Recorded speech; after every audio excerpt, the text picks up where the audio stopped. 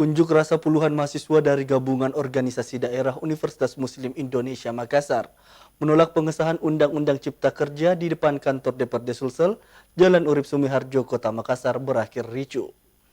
Masa aksi mencoba mendobrak pintu gerbang gedung DPRD yang tak kunjung ditemui oleh anggota DPRD.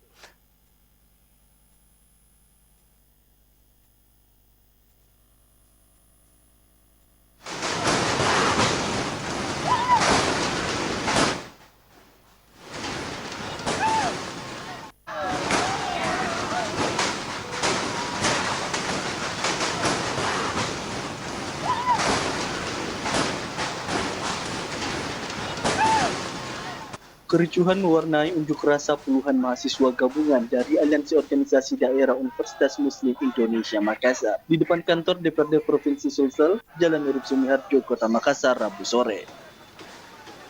Aksi mendobrak pagar gedung DPRD hingga nyaris melempar batu ke dalam gedung tak terhindarkan, lantaran anggota DPRD tidak menemui massa aksi yang ingin menyampaikan aspirasi ke wakil rakyat.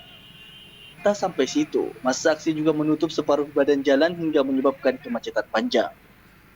Dalam aksinya, mahasiswa meminta pemerintah membatalkan pengesahan Undang-Undang Cipta Kerja.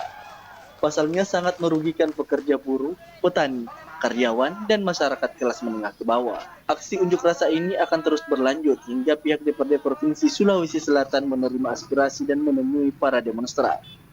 Jadi kami dari Aliansi Organisasi Umi itu lagi-lagi turun ke jalan karena kami ingin menolak cipta kerja, di mana kami menilai adanya cipta kerja ini dapat berdampak buruk untuk kehidupan masyarakat. Kemudian oleh karenanya itu Aliansi Organisasi Umi turun ke jalan khususnya menemui DPRD. Namun pada kenyataannya kantor DPRD ini tidak dibukakan pintunya. Itu yang menjadi persoalan. Rusmawan Dirara, Slebes TV.